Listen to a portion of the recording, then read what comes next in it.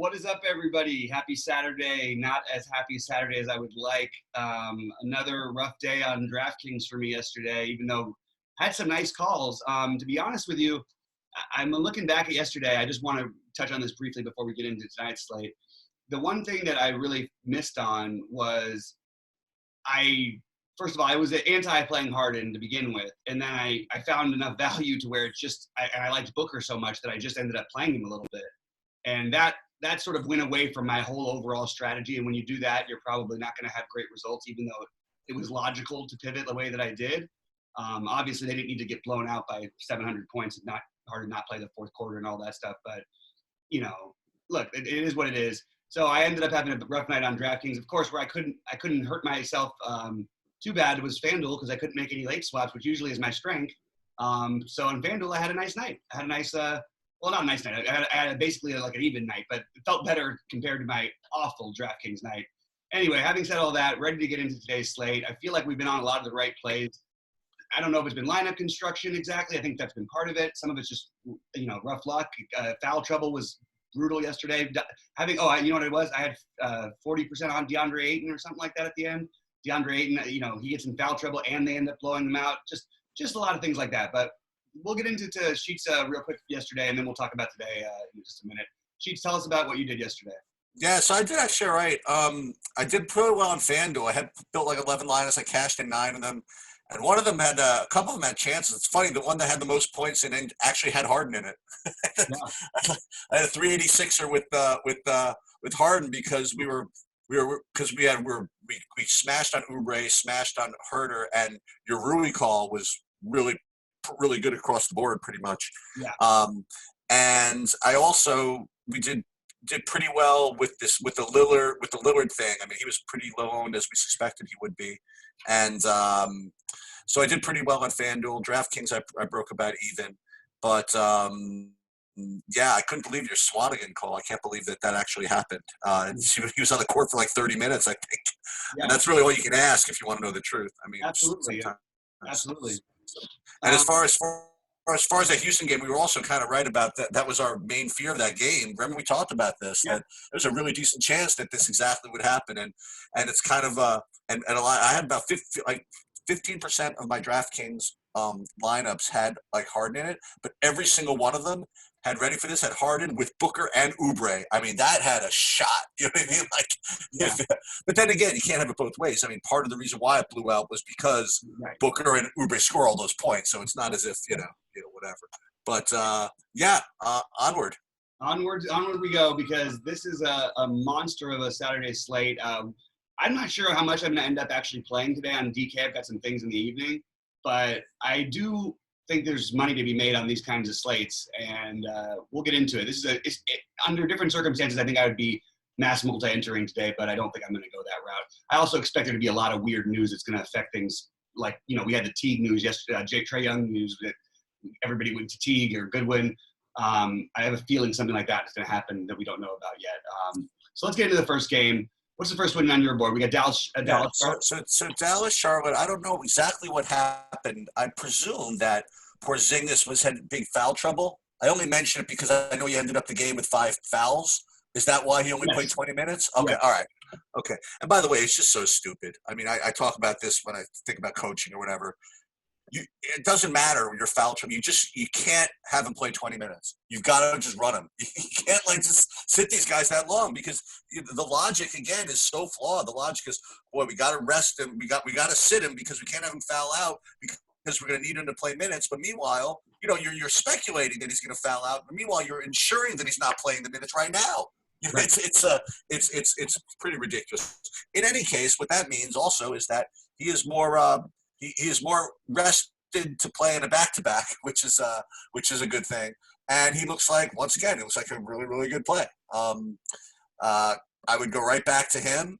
And I don't know. I mean, again, Brunson Hardaway, again, fine for me, but not a big priority. And I'll go right back on the Charlotte side with the same guys. I'll go right back with P.J. Washington at 4,200. I mean, let's go. It sounds good to me. And the other guy is, again, very frustrating, Devontae Graham. He's just kind of okay. Got to see how the rest of the slate looks with guards, because Yeah, so I don't know if I'll get there, but I think PJ Washington remains a really, really good play here.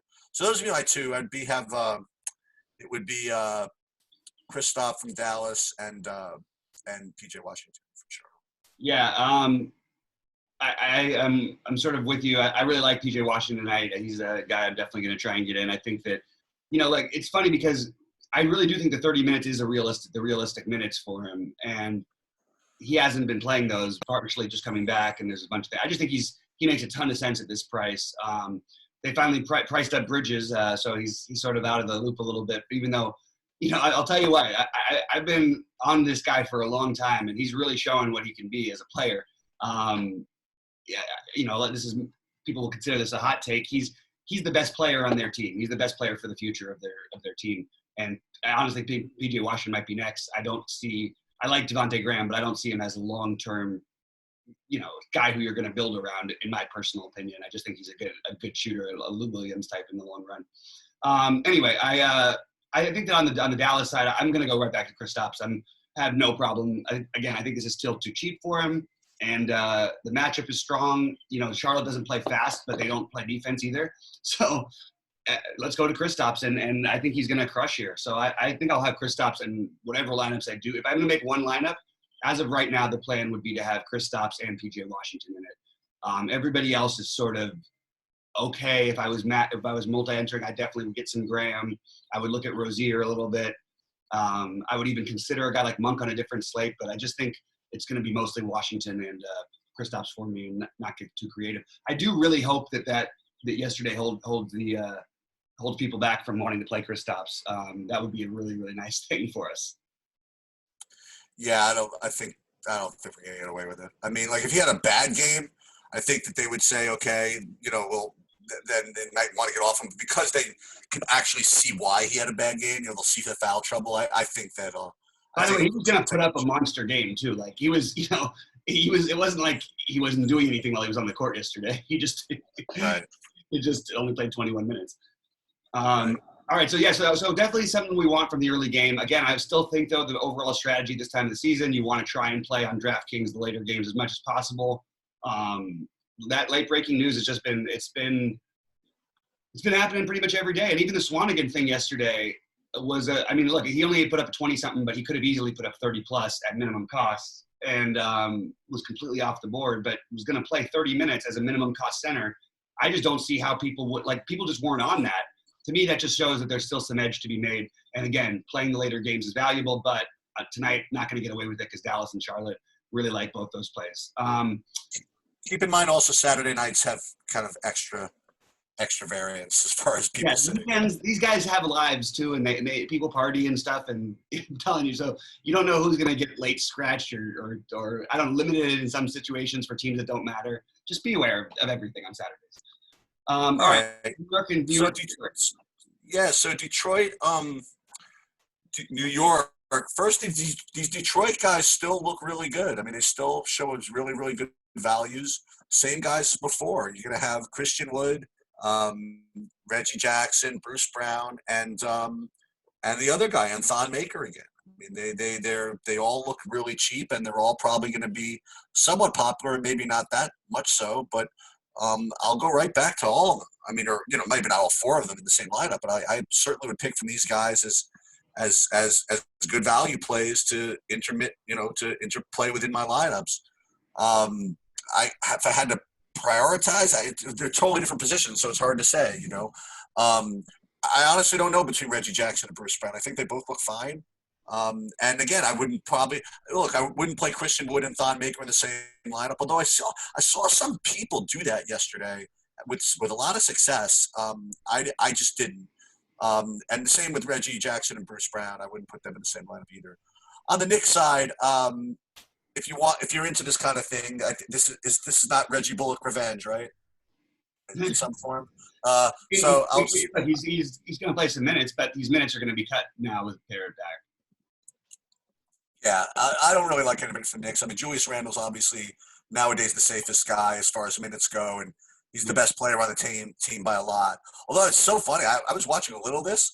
Boy, oh boy, every once in a while, man, Elf Payton, when he gets his freaking game going, he's freaking rough, man. He had like 7 steals and all Oh, yeah. kinds of crap going on in that last game. I mean, it's not this, and it's so funny. I was kind of whining about him. I can't believe I'm going to lose to somebody who played Elf Payton at 7,200, and he just killed people. He was amazing.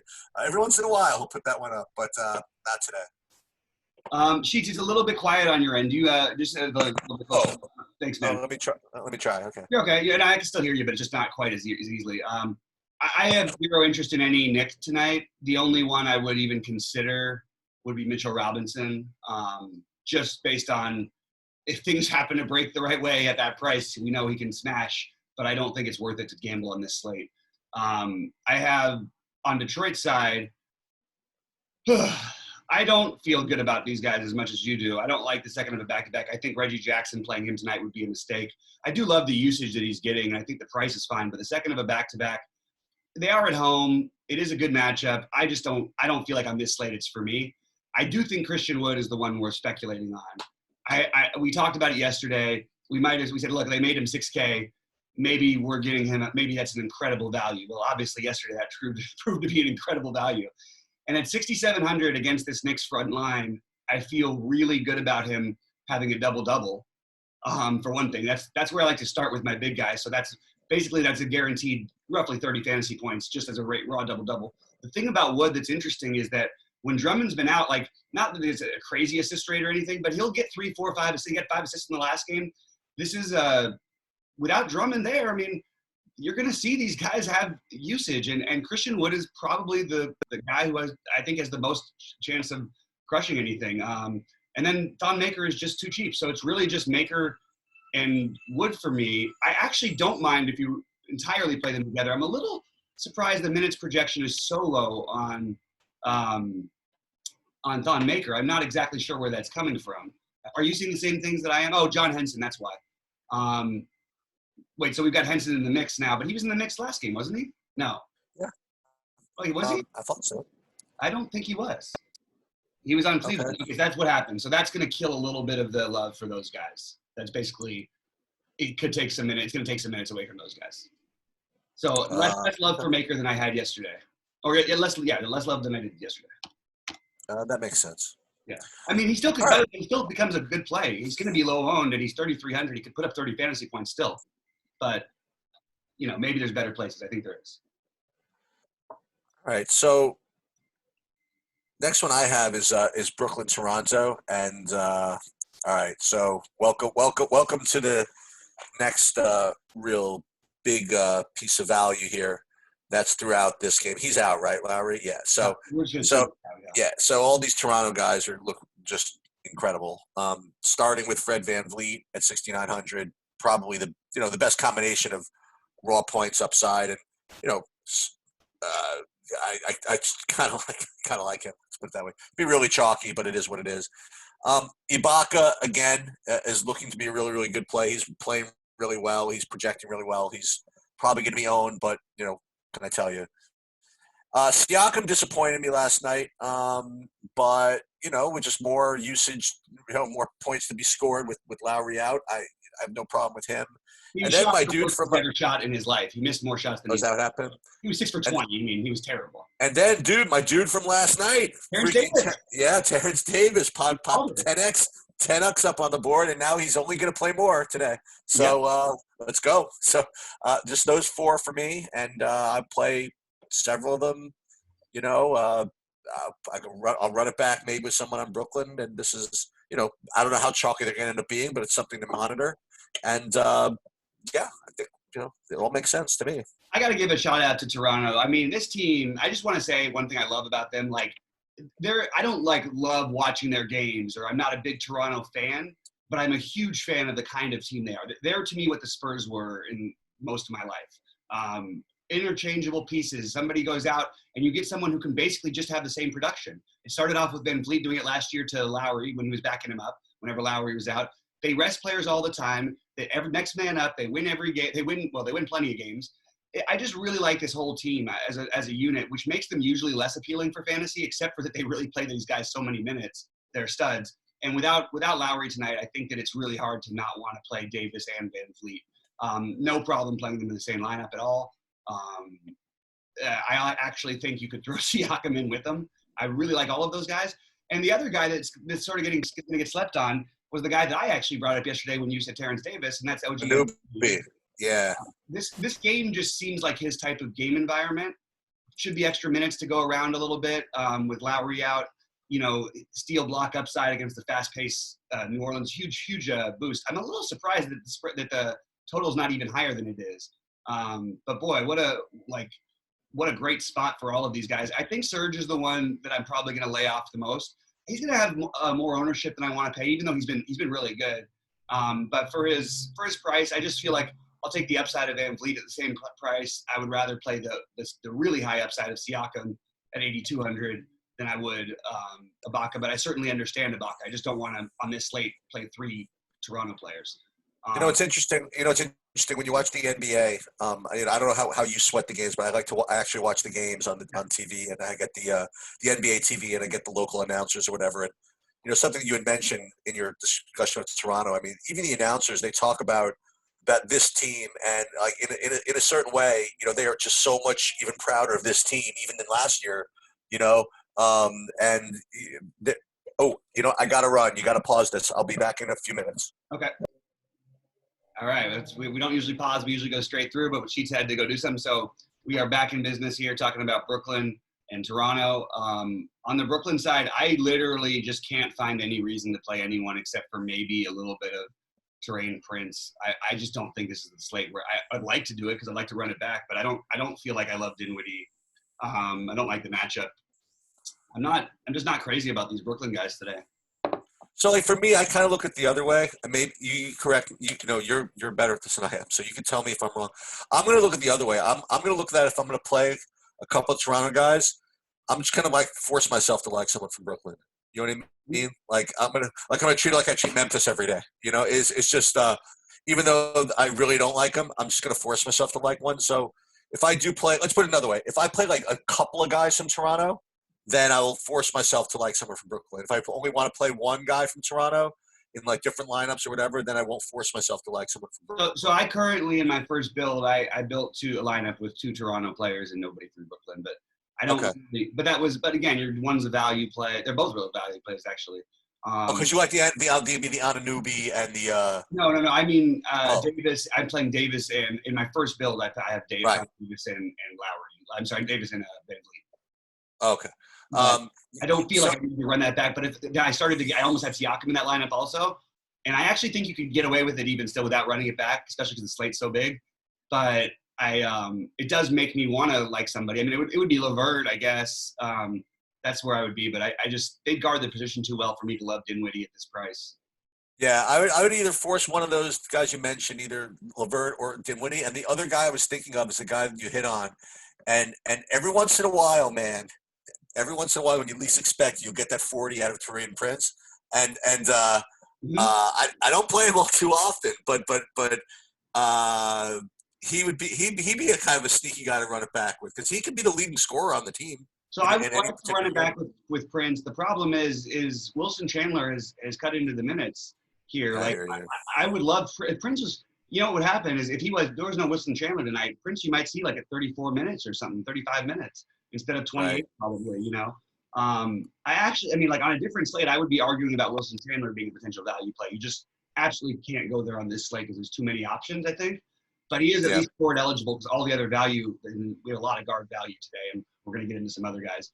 I think when you see that whole entirety of the slate, you'll see, for me at least, why I can't play Brooklyn guys. Yep, it makes sense to me because that's good stuff's coming. Yeah. So here we go. You got to explain this to me. When I saw, Ingram doubtful, I'm like, okay, here we go. And then I look and no one really looks that great. So we have to talk about this for a little bit. So with Ingram out, I'm just presuming that just raw points have to go somewhere because he scores so many points and usage has got to go somewhere. And were these guys like priced up so much that already that they're not looking? Again, I'm not like a projections expert of how these things are made, but I would just naturally presume that these guys would just project a little better with Ingram out. But the fact of the matter is that, Zion and Drew, and they look fine, but it's not like anybody's just kind of jumping off the page at me.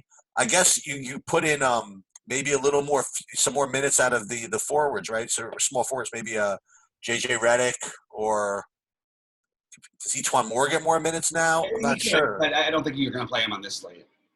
Okay. So I honestly, I mean, at my first look. I'm sorry, unless he's starting. I just want to make that clear, because if he's starting, I would actually consider it. Okay.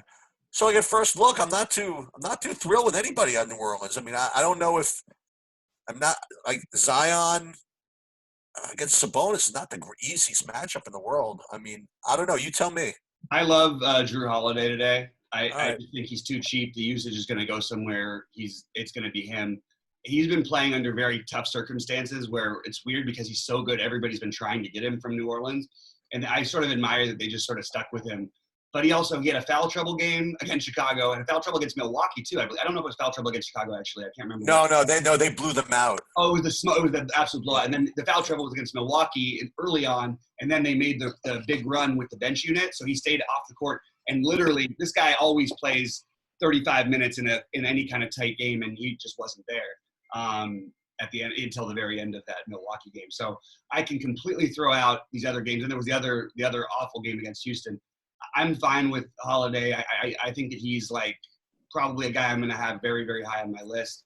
I think that he does. I mean, I think that they're underrating his actual production. I think the minutes are right, but everything else seems off. I really like Zion too.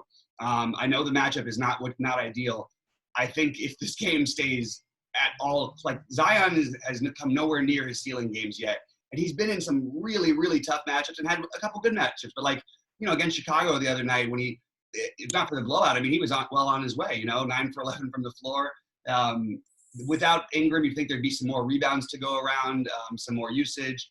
I think that we can play Zion here. I like him a lot, actually.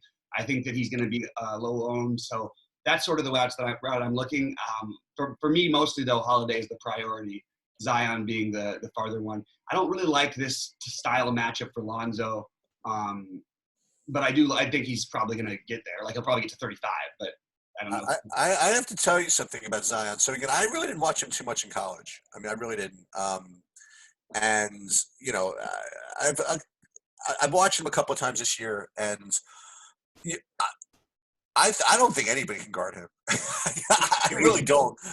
I mean, what they did against Chicago, they basically just forced Chicago to switch on them, and they were left with like Zach LaVine trying to guard him. You know what I mean? It's like scary. By the way, Chicago did exactly what I thought they would have to do, and they unfortunately did it too late, and he didn't produce it all. But they started the second half off. They started Cornette in the game, and I was like, "There's no way anybody can match Zion." So they had to start Felicio in the second half. But that didn't work either. But anyway, he's just so fast. I mean, it's just ridiculous. Anyway, oh my God, I could gush all day about that. So I'm a little steamed, and I'm going to tell you why. Because I didn't whine as much as I should have about Toronto when we were talking about the Toronto game. I played a bunch of the Oladipo, like we talked about, and I just and I played him with everybody that I said I was going to play him with, except I just forgot to play Terrence Davis. Can you believe that? Like after all that, was your call. So you have to play Terrence Davis if you stack it. Yeah. I just forgot. I played him with Van Vliet. I played him with the other guys that were worth playing. Obviously, but and because I was so into like my scripting and my other stuff, I'm like, okay, I gotta do this, and I just forgot. And not that it mattered too much because Oladipo was just kind of had a pedestrian type of game, whatever. But it was a little annoying. Anyway, Oladipo, I presume, is out today. Is that the story? Yes. Yeah. So Oladipo's out, completely understandable, and Brogdon looks like the man. I mean, he looks like the play from the side of the game, and certainly, boy, oh boy, Sabonis at 9,500. You got to talk to me about that one. That's a lot of shekels, as they say in my part of the country. And I don't know how he ended up doing. Did Miles Turner do anything yesterday? I played him in a couple of lineups. He played minutes. He actually his minutes were higher than usual, 28 or higher than had been.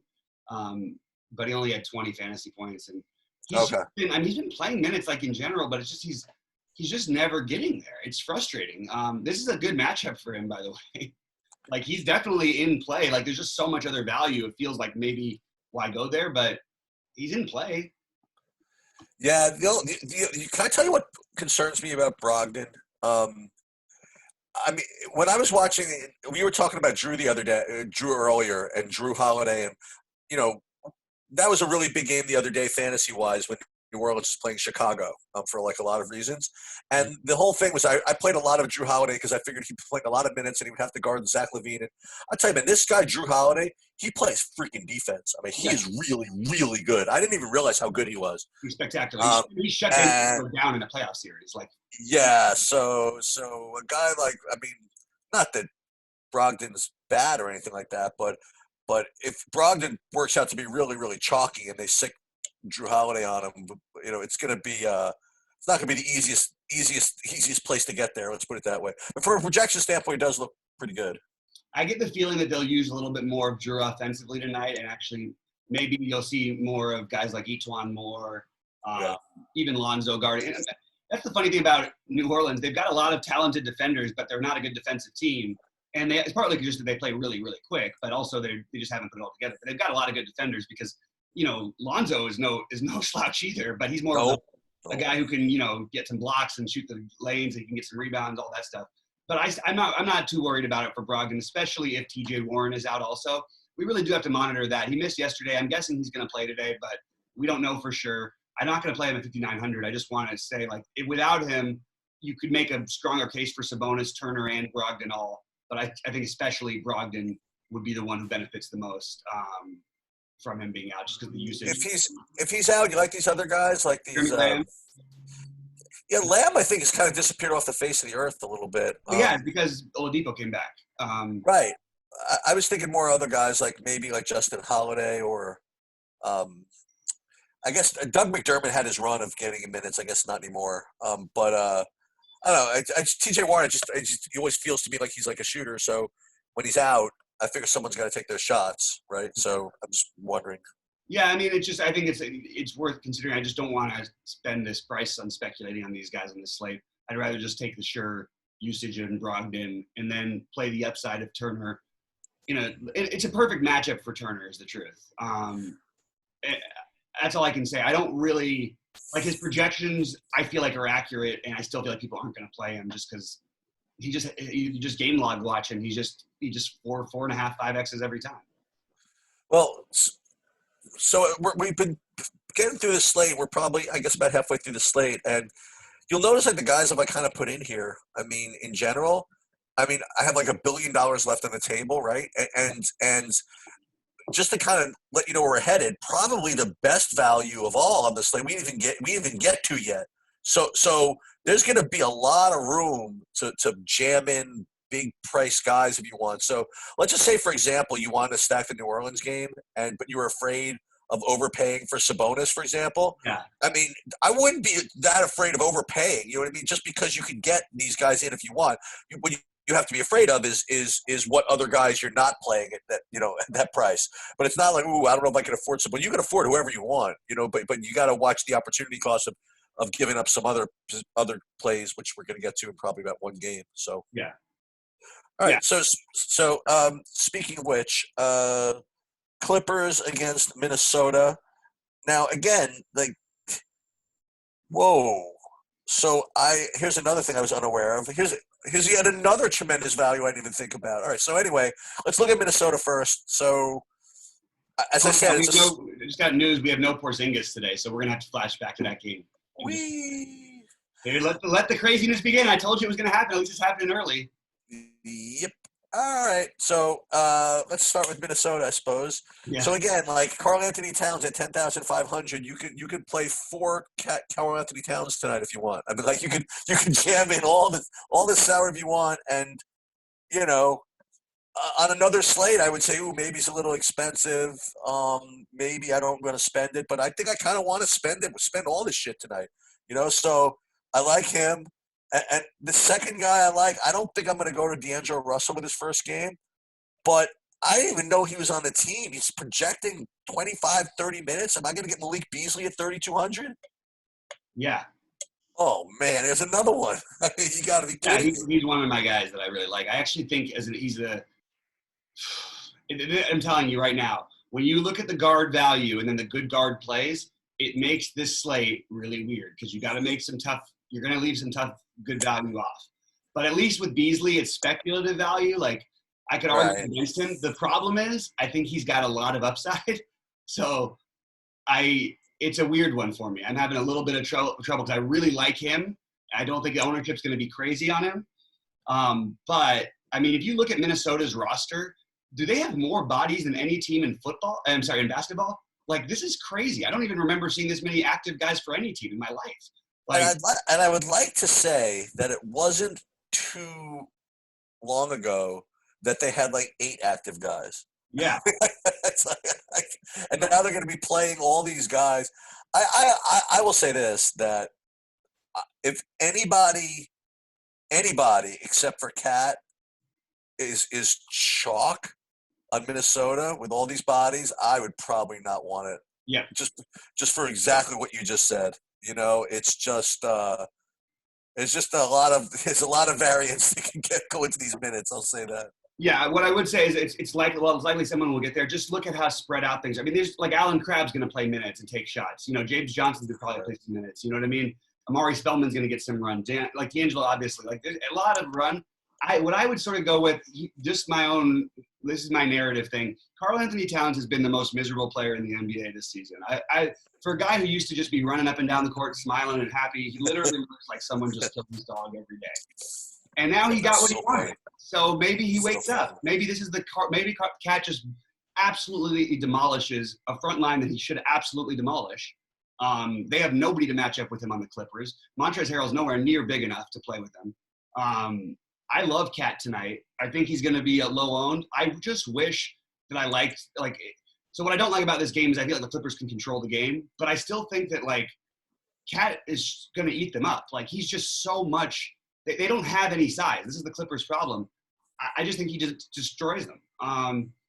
The problem is he could destroy them and only get to like 60, which is good, but not like tournament winning good. So you're just weighing him against the other 10K guys. But in a vacuum, I really like him. I guess that's the right way to say it. And I like the idea, if you want to play him and Beasley, to run it back on the other side with Paul George. I think Paul George is getting those minutes back. I feel really good about where he's at. If the game's competitive, he's basically always going to – I think he's got the point now where if the game's competitive, you're going to see him in the 30-plus minutes each of those competitive games because he's got enough games under his belt. Having said that, also, he's put up 47 and 48 and only 25 and 31 minutes in his last couple games. This is obviously a phenomenal matchup for him. I think 50 fantasy points is a very real possibility.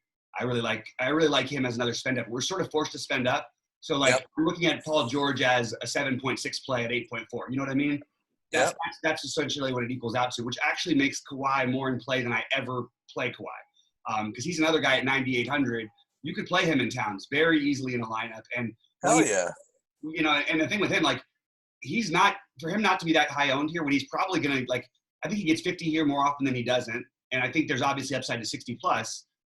Is that where you want to be? Like, there's other guys you could argue, but one of them is on the other side in Town. So if you get the 60-plus out of both those guys, you know, you're sitting pretty good with the value hitting. So I prefer George, but I do like Kawhi as well a little bit. That's pretty much all my interest in this game. When does Lou Williams score 60 points? Never this season? Yeah, it'll happen probably one of the days where both the guys are out or something. Okay. All right. Just throwing it out there. I mean, I just figure we're playing Minnesota. Anything's possible. Yeah. But then again, I don't even know who Minnesota is anymore. You know what I mean? Like, it's not but the one thing I promise you is they're not going to be a good defensive team. They're going to be worse. They lost their best defender, and they added terrible defenders. D'Angelo is one of the worst in the NBA. They lost Covington, who's one of the best in the NBA. Then you've got Hernan Gomez, who's versatile, but not like, I wouldn't call him a lockdown defender. And Beasley can do some things, but again, not another lockdown guy. They don't. This is a much worse defensive team than they were. You know what would be awesome if this were like a little easier matchup for Minnesota. This would be just an ultimate like Jared Culver troll night, like coming off of busting the whole universe. Yeah, just a smaller slate. You don't need to go that exactly. But I totally agree. I totally have that thought as well. Yeah, I do think that the Clippers are in good shape in this game.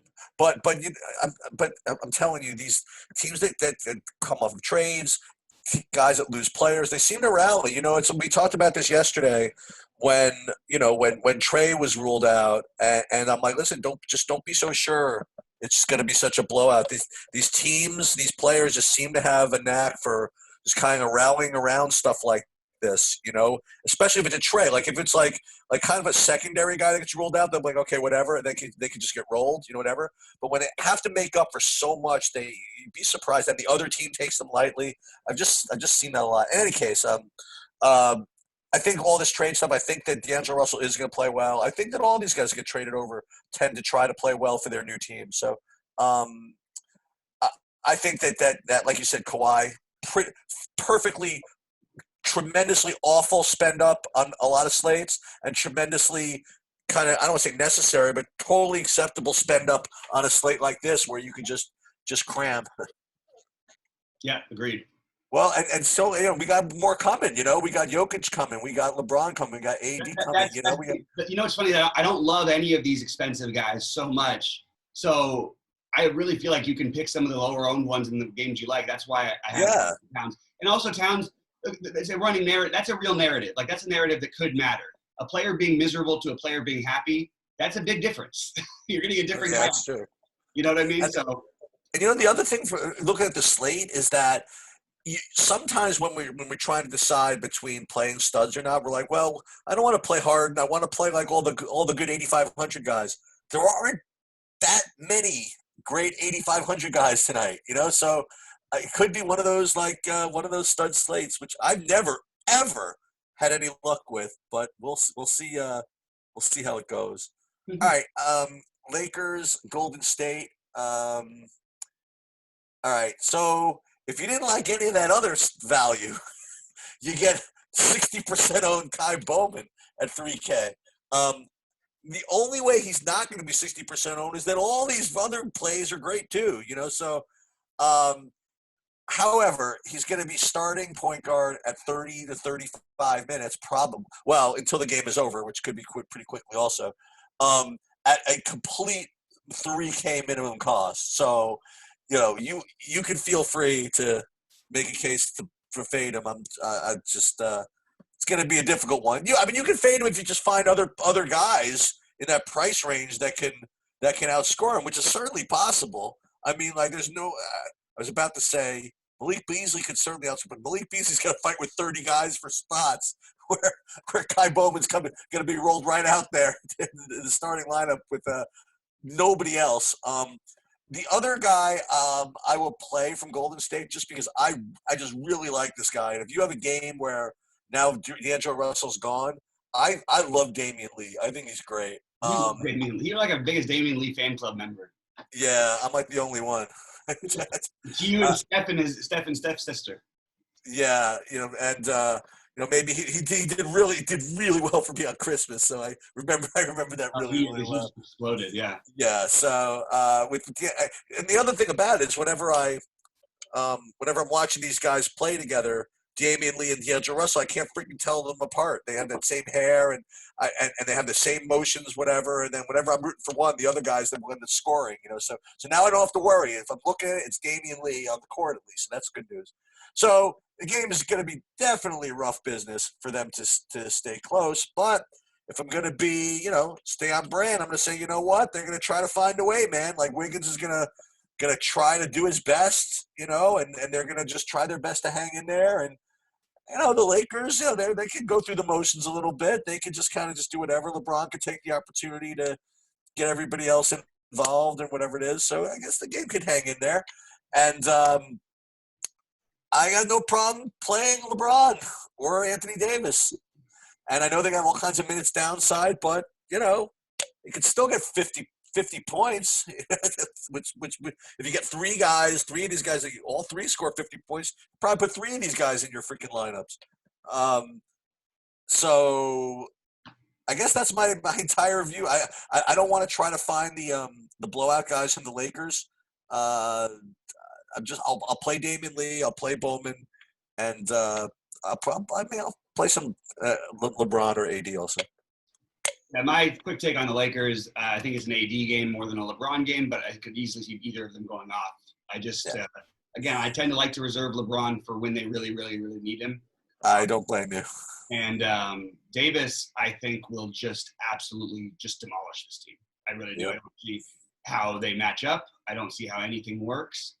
But I do think it brings up an interesting thing on the other side. And I'm definitely going to be in the minority with my thinking here. But I think that there's a potential value play in this slate that, okay. So Kevon Looney, just because there's so much guard value. And obviously we know about Bowman and just signed the multi-year contract with the Warriors. So he's part of the team.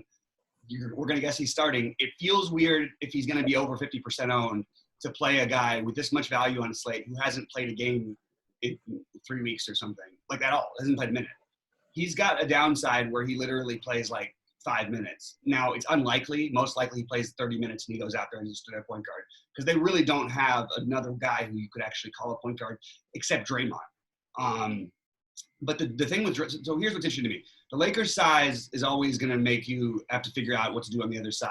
Now, are they going to try and – is Looney going to have upside on these minutes? I think he does. I also think Chris is incredibly foul trouble prone, so he's going to get extra run anyway. So I think this – what if we pretend Kevon Looney is going to play 24 minutes tonight? All of a sudden, you're looking at a guy who's going to put up 23 fantasy points on an average projection.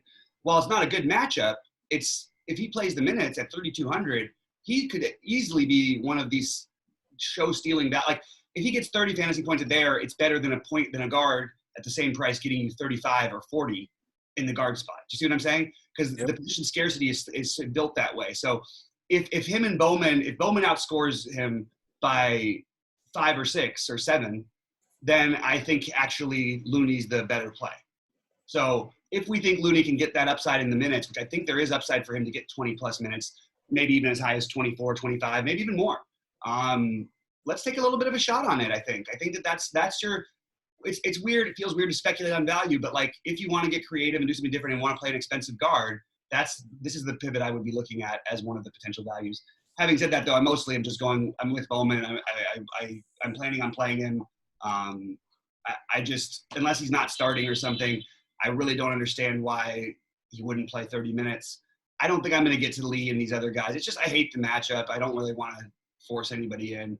The prices are not really too appealing. So it's really just Looney and Bowman for me.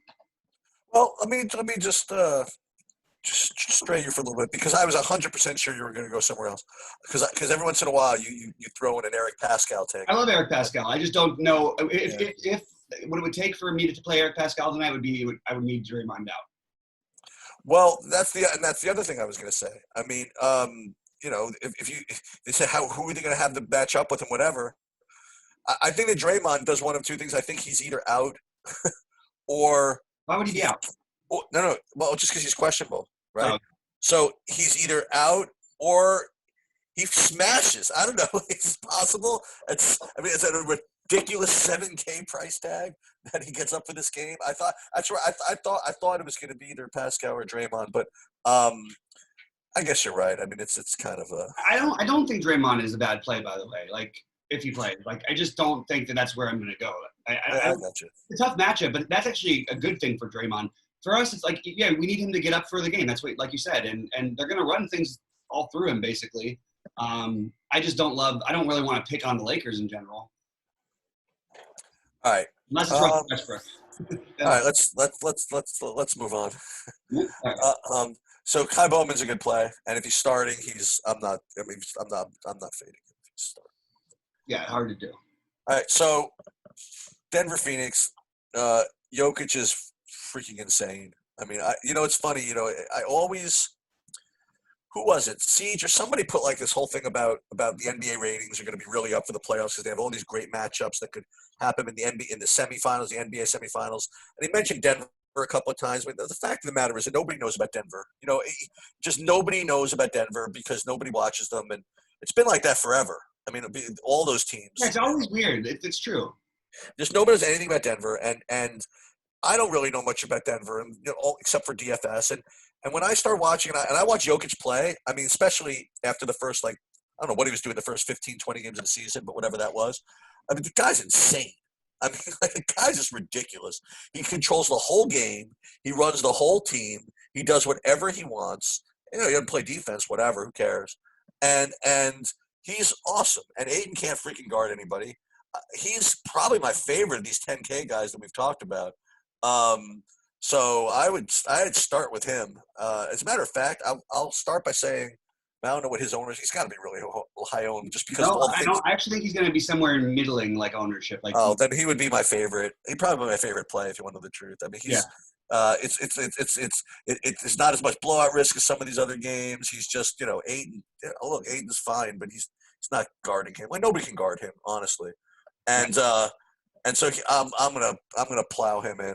I don't know about these other Denver guys. I'm literally 0 for the universe in playing Jamal Murray, so I'm not probably gonna go there. I'm even worse with Gary Harris, so I don't know if I'm gonna do that. And then on the Phoenix side, I'll be more than happy to let you play Ricky Rubio every day till the end of time. I just don't feel like doing it. On the I'll play Booker coming off a game where he didn't have to play that much. I'll run him right back again. And I also might consider what I just said is running back Ayton for the same reason that you know what I mean that I've just described. Jokic, he didn't play that great defense either. So Ayton coming off the game where we all kind of expected him to get that screaming matchup against Houston, just didn't do it. He He just got didn't do it. in foul trouble right away, and then they blew him Did he? out. Like, it's not his fault. Right. So that could be a kind of a funny build where I go Jokic and Ayton in the same lineup or something like that. I'm not going to go back to Oubre because I think this is exactly the wrong matchup for him. I thought yesterday was a perfect matchup for him. I think this is the wrong one. So for me, I would, and in a way, Booker's it's not the greatest matchup in the world for Booker. It's funny. Like I Yeah. was sarcastic about Rubio with you. I think that he'd probably be my favorite of those three guards. Between Booker, Rubio, and Oubre. If I was going to play these, now that I think about it, it's from a matchup perspective. So Jokic should be by far my favorite for this game, and I guess my contrarian play would be to go Jokic and Ayton in the same lineup. Yeah, I think that's really contrarian, and I like it. I think it's interesting. I don't really care about matchups with Devin Booker. You know that. Yep. So I just think he's always in play, and tonight is no different. And again, I would just echo that I think that he's actually, like, when he's on, he's a 9,500 player. Not he'll do it every day, but that's the kind of production I expect from him in close games and tight games. This is a close game. This should be a good one where they might need him. I like Rubio as usual. Look, he was going to get there easily yesterday. Just they didn't play enough. He had 10 assists in 20 minutes. He did. He had 11 assists the previous game. He's coming. He's on his way back. He's just not shooting the ball much, and partly, with all these guys helping Ayton back and everything like that, and Oubre playing so well, it's sort of cut him down. I do think it's important noting that, like, Oubre is chucking. Like, he's out there every game, even in bad matchups. He's been taking about the same number of shots as Booker has. It's actually kind of shocking. So maybe we got to just start thinking Kelly Oubre when no one plays him is just always in play. But I agree with you that just by nature of the matchup, not really for me. I don't really love it. Yeah, I think it's Rubio, Booker. I don't think I'm going to go the Ayton route for me. I really like Jokic, but I want to buyer beware caution that a lot of this stuff is, a lot of the numbers he put up were without Jamal Murray and Millsap. Not all of them, but Millsap's coming back supposedly. We'll see. Just a little bit of stuff taken away maybe from him a little bit. I still think he's a terrific play. I expect him to go nuts here, and I don't expect him to be too crazy owned because I expect it to split between the Lakers guys, and then you'll get some on Cat, some on him, and that's pretty much it. Yeah, I consider Jokic a little bit better play than I guess maybe not. I was going to say a little bit better play than Cat. I guess just because of the spread and the blowout risk, I suppose. I don't know. And just Jokic has been just more solid recently. My favorite play in the game, though, is Jamal Murray. Tell me about that. I just don't know how to get – I'm just struggling with guard spots because I really like Drew Holiday, and I'm playing some value guards. Like, it's pretty easy to do the math on. You play Bowman, you play Terrence Davis. All of a sudden, if I play Holiday, I've got one more spot, and then that means I have to fade Beasley and some other guards that I like as well. Can't play Booker.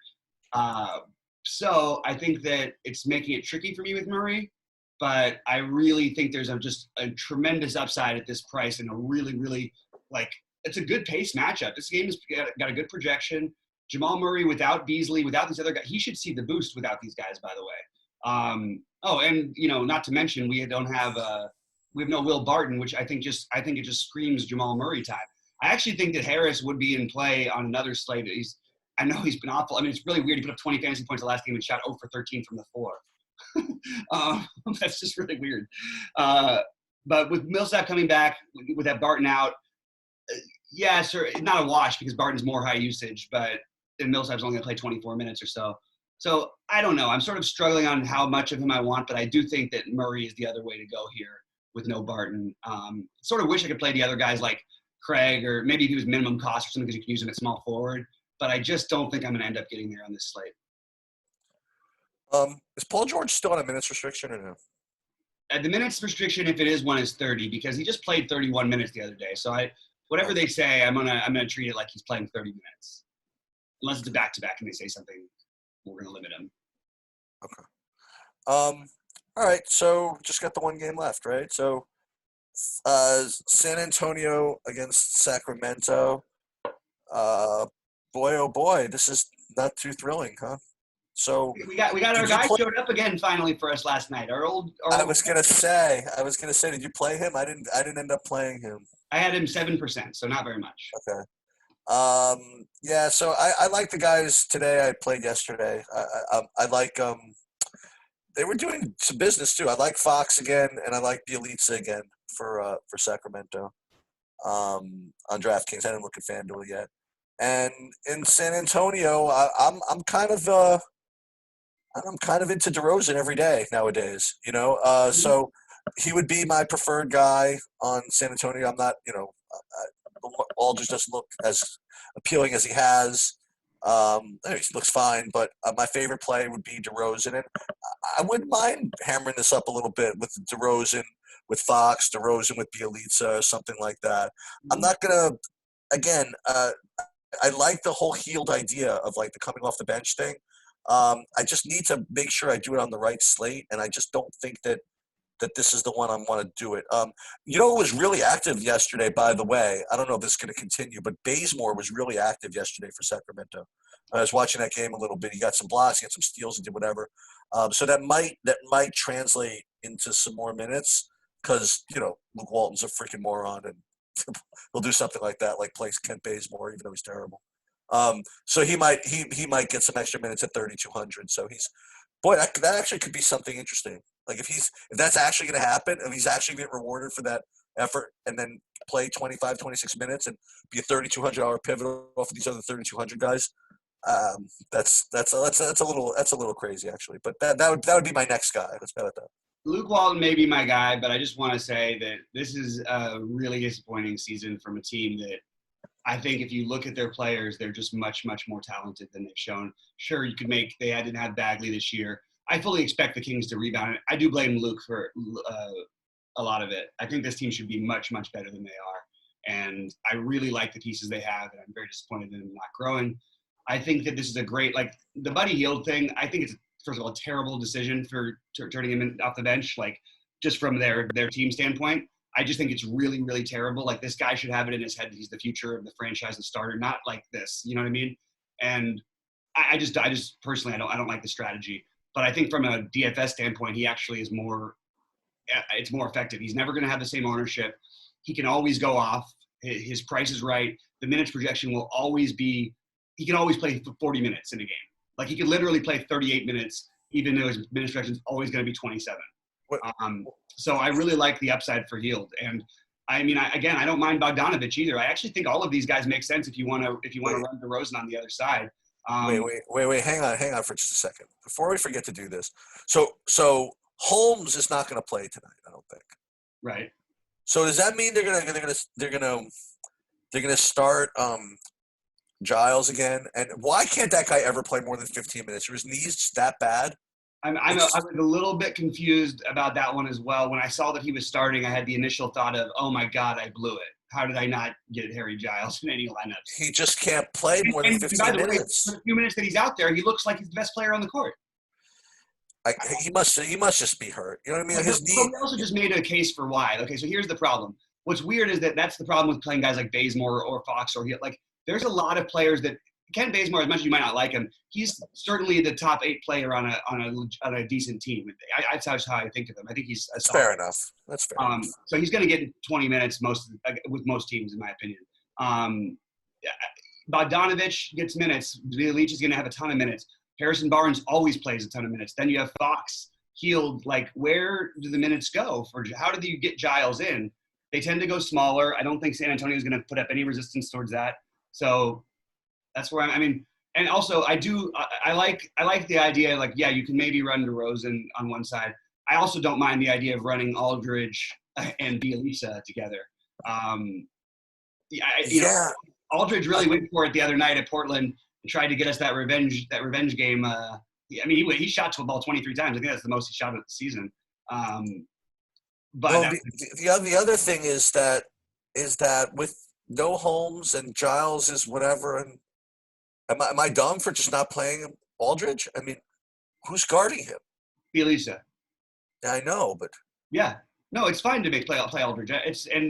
Because he's now 7'1", he's not going to have the same ownership he did because he's not 6'5" or 6'2" anymore. Really important strategy piece. If the guy's within $600 of his price where everyone would play him, and all of a sudden you see him at low ownership because he's 600 more than he should be. If he's over 5K, don't even worry about that. Like, just don't. You know what I mean? Just play the lower owned. Play the guy at the little bit higher price than you want to pay.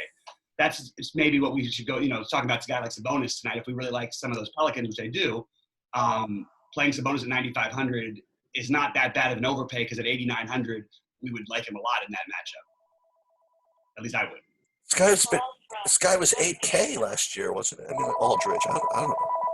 Yeah, but he's a fluctuator. I mean, he goes in and out of having these weird little runs.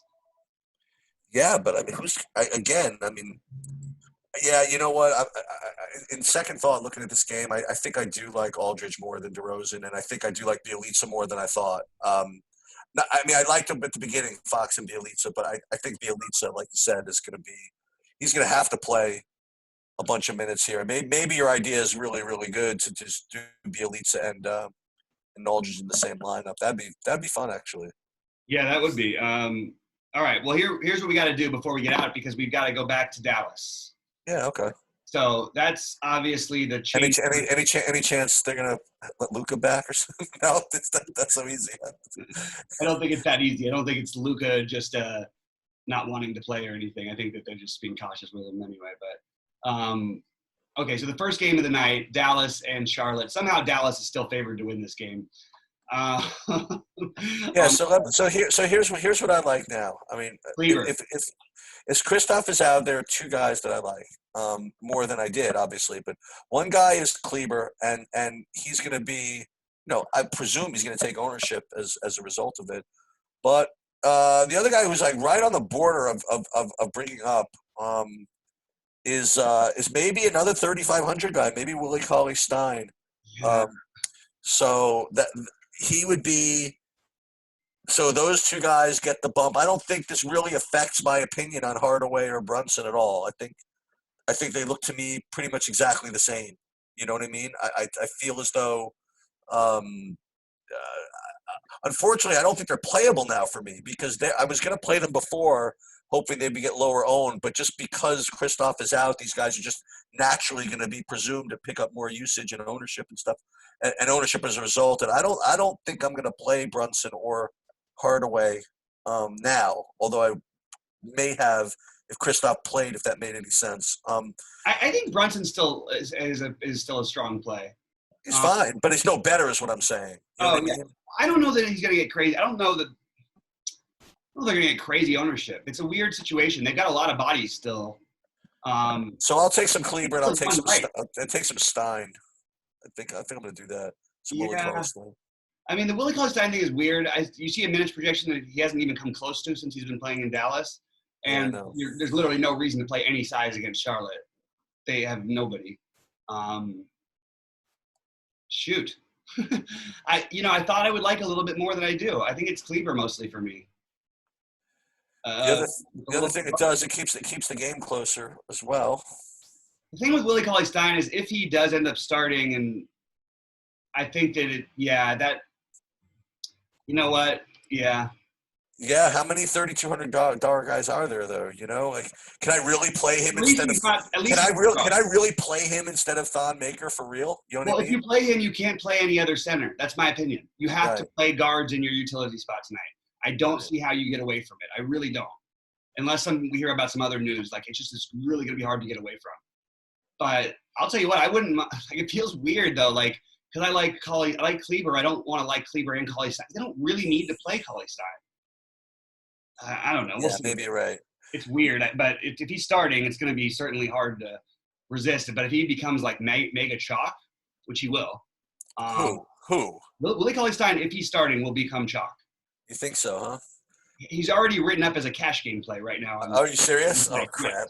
which is Damn it. shocking to me that you could actually call him a cash game play. I think that's kind of crazy. And then also, like I see like they call the easiest play of the day or whatever.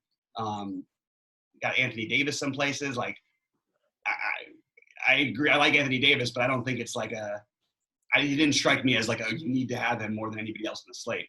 Yeah, what's so great about what's so great about Anthony Davis? There's like a zillion 10K guys, and he's got a 15-point spread. I mean, You know why? to me, like, He'll demolish the front line, and he's power forward eligible. yeah, but if you play him power forward eligible, then you don't get to play. And since you're going to be using like center for Willie Cauley Stein or Thon Maker, you know what happens if you play Anthony Davis at power forward? Then you can't play Kevon Looney, and that ruins your entire plan of playing Maker can play a power forward also. That's true. That's true. And not that we don't need to play that guy. And also, I'm the centers I was more interested in was the paying up guys. So I'm like Jokic and yeah, Aiden's not going to make it, dude. I'm not going to be able to get there. It's going to be tough, man, because I don't think the playing two centers thing. I mean, it's fine today. There's definitely centers the next strongest position. But I'm looking at these builds, and I keep looking at. God, there's Cat also. I don't want to fade Van Vliet. I don't want to fade Bowman, Davis, Holiday, Murray. There's a lot of upside guys that I really, really like in the guard spots. Beasley, that is just really hard for me to play. So I'm going to go through my ownerships real quick. The highest owned guys I have will be, I have PJ Washington as my sort of top guy. I just feel good about him tonight. That's good to me. And then everybody's sort of like in a similar range, but I really like, obviously, I still like Anthony Davis quite a bit. And then I like Kleber, Christian Wood. I like Jokic a lot, but I don't know. It depends on how the builds go as to how I'm going to fit him in. I like Karl Anthony Towns a lot. Again, depends on how the builds go. I think I prefer Jokic a little bit over Towns, but I think that with a little bit lower ownership and maybe I'll play the upside game of Towns. I think it's there. I really do. I think that he might be happy Towns tonight. So, and then you got Zion and Drew and all those guys. What is this guy doing? Noah Vonleh. What is he doing? No, I don't. I must have accidentally pressed his button. I can't even imagine what team he's on right now. Oh, here we go. Sorry, I got mixed up here with my lineups. I was looking at just the center position. Drew Holiday, Kai Bowman, highest owned players, with just behind them, Terrence Davis, PJ Washington. Then it's Jamal Murray, Beasley, Kleber, Wood, Van Vliet, Davis, like Jokic, Paul George. And I have all those, and Towns all rated basically the same. So I'm going to have to make some tough decisions on those guys. But I think that you can side with ownership on a slate like this. I don't think you need, at the same time, I also don't think you need to worry about too heavy of ownership because there's so many places to go. Yeah, one of these games is going to go to overtime, and that'll be the end of it. That'll be the end. Hey, maybe we'll get that game. Maybe that'll be our game. Yeah, maybe one of these games will go to overtime, and that'll be the end of it. I don't know exactly which game that's going to be. I do think that Dallas-Charlotte game has opened up quite a bit, though. Like, I mean, I don't know who it is, but two players from Dallas running back with one or two from Charlotte, I think is actually – the prices are interesting. Maybe even you could find a way to play three from Dallas. I don't know who the two are. It's just hard for me to know who it's going to be for Dallas because they have a lot of guys who can sort of all chip in offensively. So that might be something that we need to figure out. But also, I really like the idea of playing a couple guys in the San Antonio-Sacramento game. So hell yeah. I mean, look, this is what I was looking at. I'm trying to think of what games can blow up. And I was going to comment that this Dallas Charlotte game is going to be probably slow, but what about the New Orleans game? That could be. I guess that could be okay. The Clipper game could blow up maybe, and then like I'm sitting there, I'm like, you know what? Just Sacramento. How about DeRozan just a real non-fancy DeRozan Aldridge one side and freaking Fox Bielitsa on the other side, and just hope you get there. I don't know that and then be whined that we didn't make it to overtime or something like that. That could be. Yeah. No, exactly. That's what will happen. All right, man. Well, that's it. We're going to get out of here, guys. Thanks so much for tuning in. Give us the like, the thumbs up, and we will keep bringing you the shows. We will see you at the top of the leaderboards. Okay, sounds good.